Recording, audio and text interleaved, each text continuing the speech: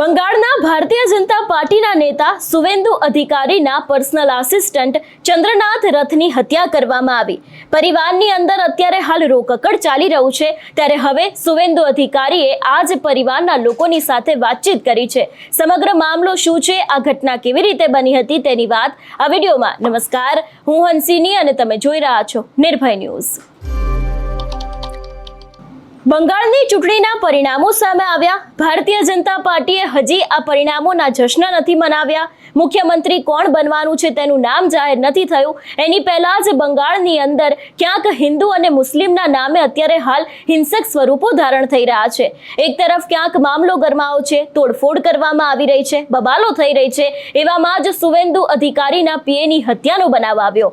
આ હત્યા વિશેની વાત કરવામાં આવે તો આપણે સૌ કોઈ જાણીએ છીએ કે તેમના પર્સનલ આસિસ્ટન્ટ ચંદ્રનાથ રથની બુધવારે રાત્રે 10:30 વાગ્યાની આસપાસ ગોળી મારીને હત્યા કરવામાં આવી હતી।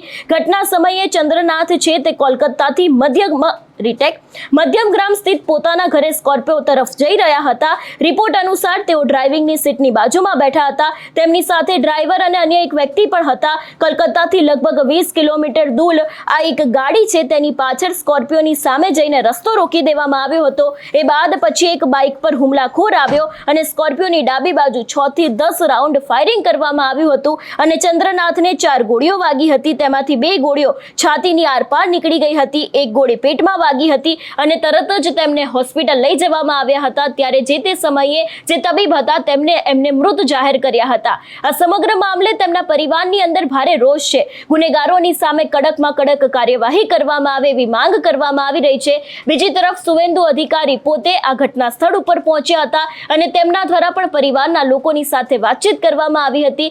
સુવેન્દુ અધિકારીની આંખની અંદર પણ ક્યાંક આંસુ જોવા મળ્યા છે। સૌથી પહેલા તો એ વિડીયો ઉપર નજર કરીએ।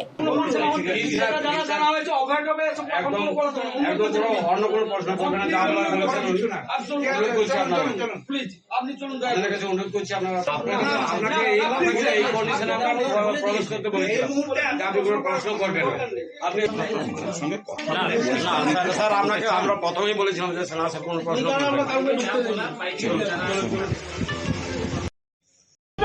বলুন।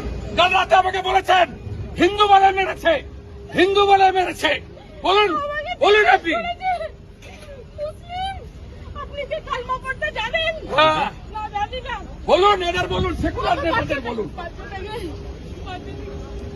মেরে দিল। ও দায়িত্ব আমার, ও দায়িত্ব আমার। স্যার মেরে দিল, স্যার মেরে দিল।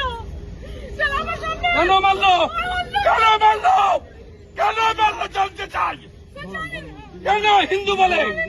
বলুন কাল যা বলেছেন আমাকে। কালমা পড়তে বলেছে, কালমা পড়তে বলেছেন। কালমা পড়তে বলুন। স্যার বলছে যে কে মুসলিম সাইড হন, কে মুসলিম সাইড হন, কে হিন্দু কালমা পড়ুন। কি আঙ্কেল বলুন, কালমা পড়ুন। কালমা পড়তে জানেন? পুরো এখানে শুট আউট করে দিল। হিন্দু মেরেছে, সেকুলারিজম করতে এসছে এখানে। শুধু বাচ্চাকে সেকুলারিজম মেরে দিল, হিন্দু বলে মেরে দিল। স্যার শুধু হিন্দু বলে মেরে দিল।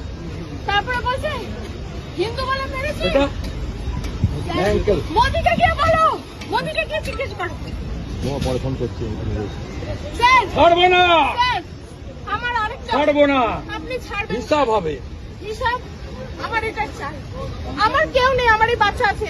আমি আমার যা ভাসুরও আমি আছি। আমার অনেক হ্যারাস করছে। পায়েলধর অধিকারী, বিভু অধিকারী, আমি আছি। ওরা প্রচুর হ্যারাস করছে আমাকে। ওটার বিচারও আমার চাই।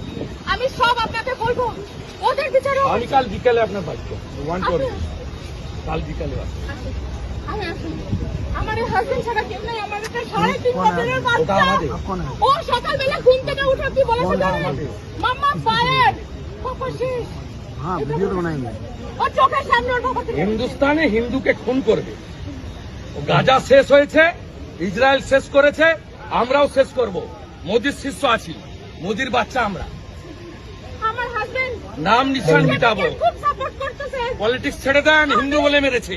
আমি পলিটিক্স ছেড়ে দেন। আমি শুধু আপনার বাসায় এখন এসেছি। মাল্যদান করলেন আমাদের পশ্চিমবঙ্গ সরকারের পক্ষ থেকে মাননীয় মন্ত্রী এবং মেয়র শ্রী ফিরাল হাকিম মহাশয়। আমার হাজবেন্ড আপনাদেরকে খুব মানতো। খুব মানতো, মোদিজিকে খুব মানতো। আমাকে হেল্প করো না, আমাকে help পুরো হেল্প করবো, পুরো হেল্প করবো। মাননীয় পশ্চিমবঙ্গ সরকারের পক্ষ থেকে মাননীয় মন্ত্রী শ্রী অরূপ বিশ্বাস মহাশয়। बनाएंगे वीडियो, आप क्यों मना कर रहे हैं? वीडियो नहीं बनाएंगे? জীবন শেষ করে দিচ্ছে। बनाएंगे नहीं ये बनाएंगे, मेरा वीडियो चलेगा। সরকারের তরফ থেকে মুখ্যমন্ত্রী মাননীয় মমতা हाँ अभी ব্যানার্জির इधर তরফ থেকে बनाएंगे। অবদান করলেন শ্রী অরূপ বিশ্বাস মন্ত্রী এবং સુવેન્દુ અધિકારીના પીએની હત્યા બાદ હવે તેમના માતાનું પણ નિવેદન સામે આવ્યું છે। તેમના માતા પણ અત્યારે હાલ ક્યાંક રડી રહ્યા છે અને કહી રહ્યા છે કે આ વ્યક્તિઓની સામે કડકમાં કડક કાર્યવાહી કરવામાં આવે। ભારતીય જનતા પાર્ટીએ સીધા જ આક્ષેપો અત્યારે હાલ તૃણમૂલ કોંગ્રેસ ઉપર મૂક્યા છે કે તેમના દ્વારા હાર પચાવી નથી શકાતી, એટલા જ માટે થઈને આ હત્યા કરવામાં આવી છે।